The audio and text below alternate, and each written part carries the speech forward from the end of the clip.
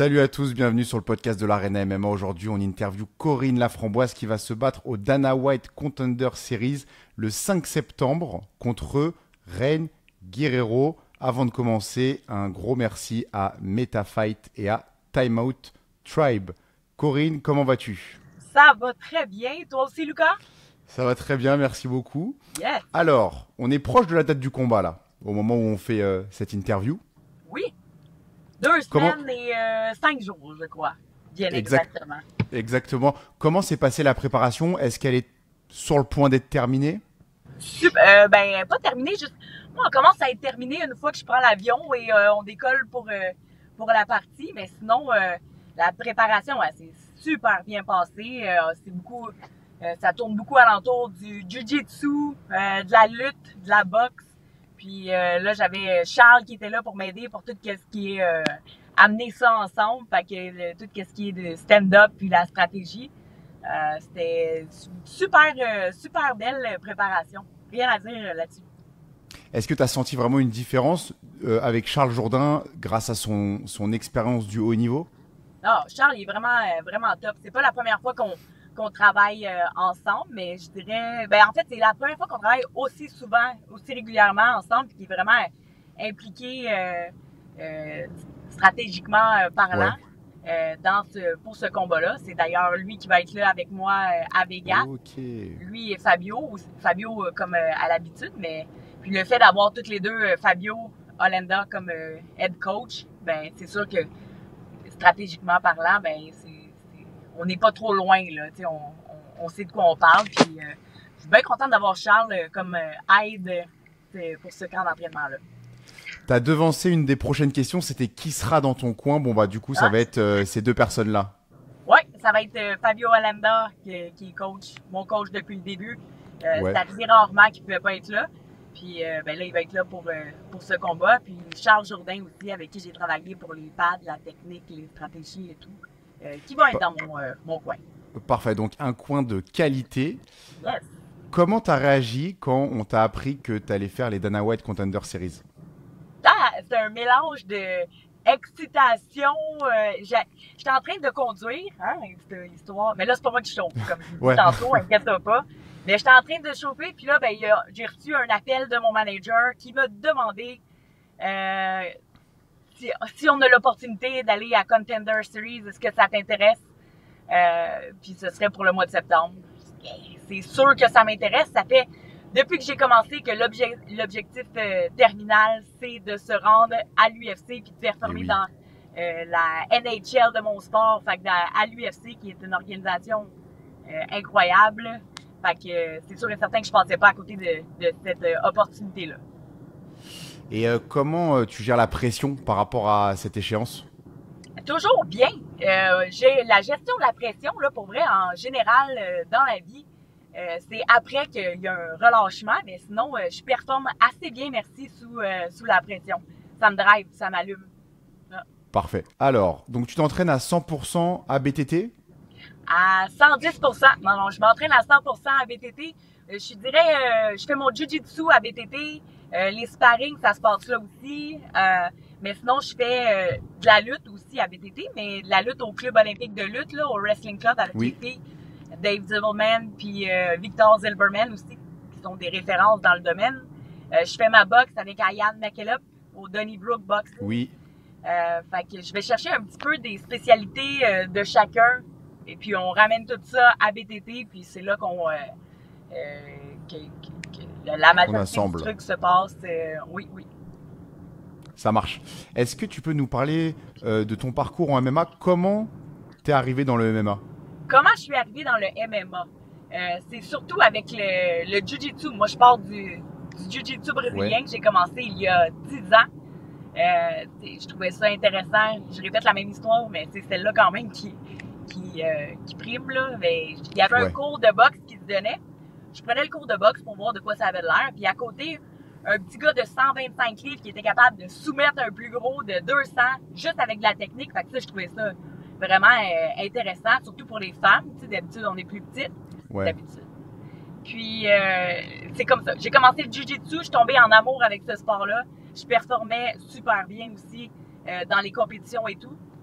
Mais pour les compétitions de Jiu-Jitsu, ben, c'est toi qu'il faut qu'il paye pour le coach, l'entrée, la bouffe, le billet d'avion. Fait que je me suis dit, moi, j'aime mieux être payé pour faire ce que j'aime dans la vie. Puis, j'ai fait la transition vers les arts martiaux mixtes.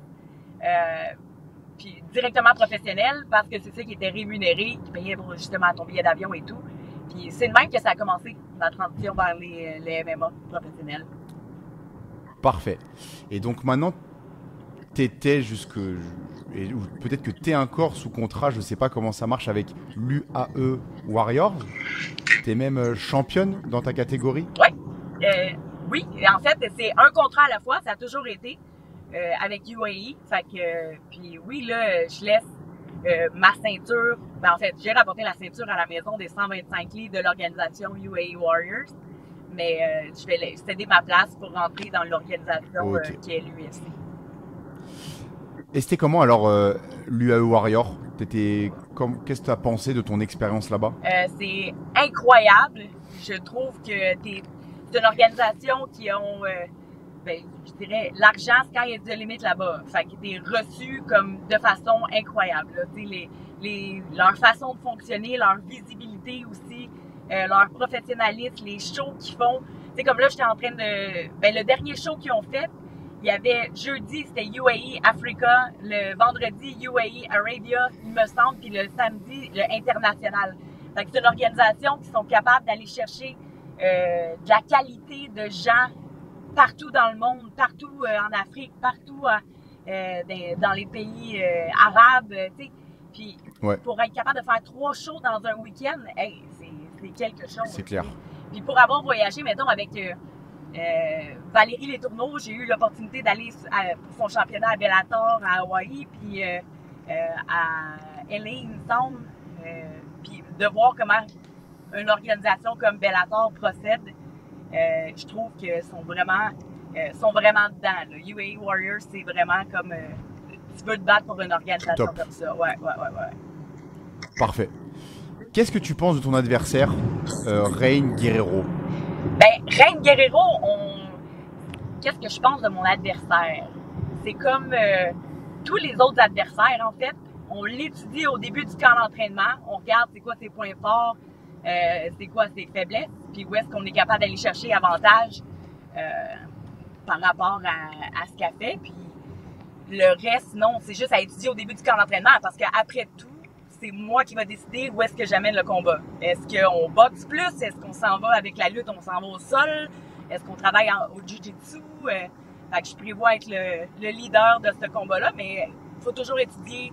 Je sous-estime jamais aucune des adversaires. Fait qu'elle mérite toujours d'être étudiée au début du camp d'entraînement pour voir où est-ce qu'on s'en va. Mais le gros bout du bat, ça m'appartient. C'est moi qui décide. J'aime penser de cette façon-là. Parfait. Et donc, j'imagine que le game plan, il a été préparé avec Charles et Fabio. Exact. Charles, Fabio, Yann, Ayaan Makina, puis Dave Silverman. Fait que je suis en bonne main pour le game plan aussi. Parfait. Dernière petite question, car on a eu très peu de combattantes en interview. Oui. Est-ce que, en tant que femme, dans l'industrie du MMA, tu as vécu peut-être des inégalités ou du sexisme? J'ai toujours l'impression qu'il faut faire sa place un petit peu plus. Comme tu dis, c'est plus commun, les gars, dans mon sport, tu sais. Fait que j'ai toujours l'impression qu'il faut en faire peut-être un peu plus pour avoir notre place là. Puis surtout, tu sais, je parle que j'ai performé aux Émirats arabes. La place d'une femme aux Émirats arabes, c'est assez différent ou assez... c'est nouveau, en tout cas, qu'ils veulent en inclure dans les cartes, qui veulent s'ouvrir à l'international de cette façon-là. Puis, je trouve que il faut être une femme forte de caractère, puis il faut être aussi, je crois, une bonne athlète, mais surtout de savoir qu'est-ce que tu permets puis qu'est-ce que tu permets pas, comme commentaire dit. Fait que femme forte de caractère que je suis, je pense que ça l'aide pour être dans notre milieu. Tu sais, on regarde aussi Val Letourneau, femme forte de caractère. Je trouve que c'est meilleure recette pour faire sa place dans un monde où est-ce qu'il y a en grande majorité des hommes. Mais de plus en plus de femmes, par exemple. Absolument, absolument. Ben, merci beaucoup, Corinne, et on te souhaite la meilleure réussite possible. Ben, merci à toi, Lucas. C'était un plaisir. Puis on se reparle du moment que j'ai mon contrat avec l'organisation UFC. Après, on aura plein d'autres interviews à faire. Excellent, excellent. Merci beaucoup.